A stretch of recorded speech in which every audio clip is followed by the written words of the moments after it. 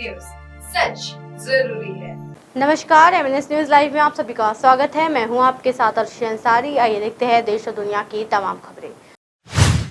अगर सरकार के पास बहुमत है तो एनसीपी को क्यों चुराया? उद्धव ठाकरे ने बीजेपी से पूछा ये सवाल। जी हाँ, शिवसेना यूबीटी के प्रमुख उद्धव ठाकरे ने कहा कि बीजेपी की एक देश का एक दल योजना कभी स्वीकार नहीं की जाएगी।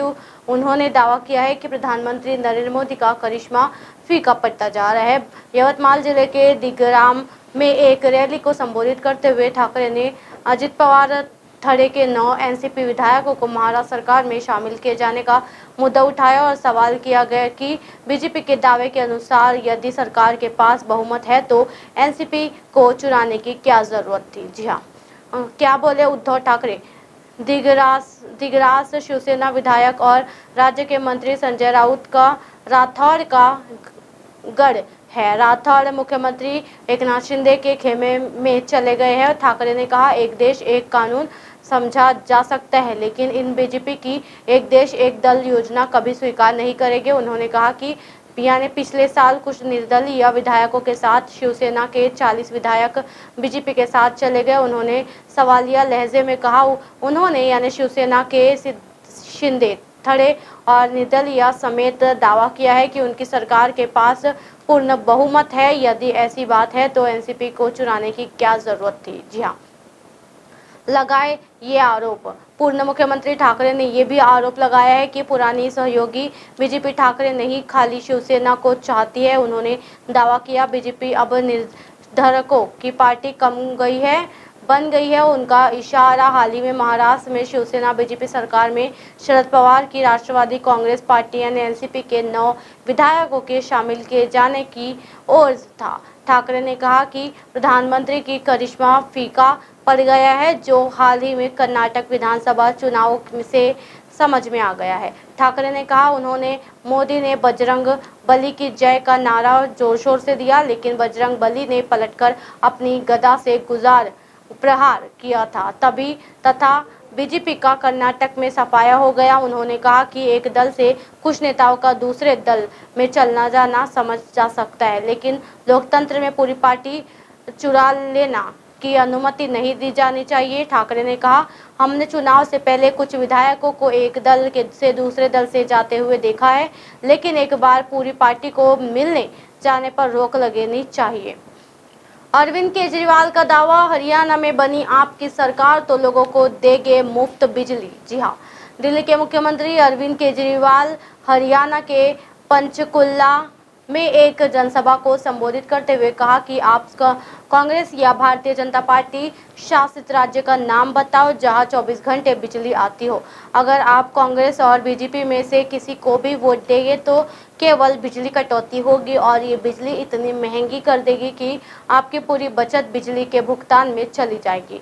अगर आपको बिजली 24 घंटे और मुफ्त चाहिए तो आप ही एक विकल्प है। जी हाँ, सीएम अरविंद केजरीवाल ने लोगों को पूछा कि आप कांग्रेस या बीजेपी शासित एक भी राज्य का बता दीजिए जहां 24 घंटे बिजली आती हो। दोनों पार्टियों के नेताओं से जाकर पूछना, इनको दोबारा वोट दोगे तो मैं बिजली के लिए इतनी महंगी कर देंगे कि पूरी कमाई बिजली के बिल में चली जाएगी। दिल्ली के सीएम ने पंचकुला में पार्टी के ओर से बिजली आंदोलन की शुरुआत करते हुए हरियाणा की बीजेपी सरकार को निशाने पर लिया। उन्होंने कहा कि हरियाणा में बिजली की गंभीर समस्या है। यहाँ घंटों तक बिजली की कट लगती है। यहाँ पर बिजली बहुत कम आती है, लेकिन लोगों को मनमाने बिजली बिल जरूर भेजे जाते हैं। अरविंद केजरीवाल ने कहा कि अब दिल्ली और पंजाब में लोगों को 24 घंटे मुफ्त बिजली मिल रही है, जो हरियाणा के लोगों को इससे वंचित कर क्यों रखा जा रहा है। इसका जवाब देते हुए उन्होंने कहा कि हरियाणा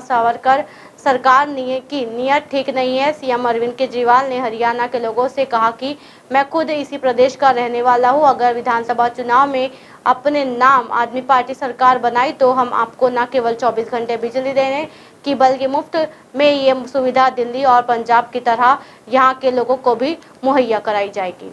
लोकसभा चुनाव के लिए मजबूत समीकरण बनाने में जुटी बसपा। जी हाँ, अगले साल होने वाले लोकसभा चुनाव के लिए सभी राजनीतिक दल विरासत बिछाने में जुटे हैं। भाजपा, कांग्रेस और सपा ने तो गठबंधन के साथी भी तलाशने शुरू कर दिए हैं, लेकिन बसपा ने अभी तक अपने पत्ते नहीं खोले हैं। जी हाँ, बसपा मुखिया मायावती ने लगातार राजनीतिक दलों की होने वाली हर हलचल पर पैनी निगाहें गड़ी रखी है।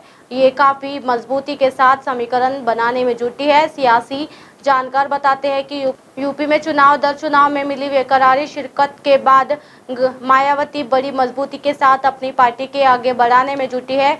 उनकी कोशिश रह रही है कि लोकसभा चुनाव से पहले ये जहां यूपी में पार्टी को मजबूती मिल जाए तो वो वही अन्य राज्यों में भी ग्राफ थोड़ा ऊपर चला जाए। बसपा सुप्रीमो लगातार अन्य राज्यों में पदाधिकारियों की बैठकों से रही है। बसपा के एक वरिष्ठ नेता की माने तो पार्टी की मुखिया मायावती लोकसभा चुनाव को लेकर काफी गंभीर है। ये लगातार संगठनात्मक बैठक के माध्यम से कार्यकर्ताओं में जोश भर रही है। उन्होंने बताया कि वो नए सिरे से प्रभारियों के मिले फीडबैक पर अलग कर रही है। जी हाँ, इसी तरह की दिन भर की तमाम बड़ी खबरों से फिर कर आएगी आपको रूबरू। तब तक के देखते रहिए MNS न्यूज नेटवर्क। मेरे साथ यानी अर्शी अंसारी के साथ नमस्कार।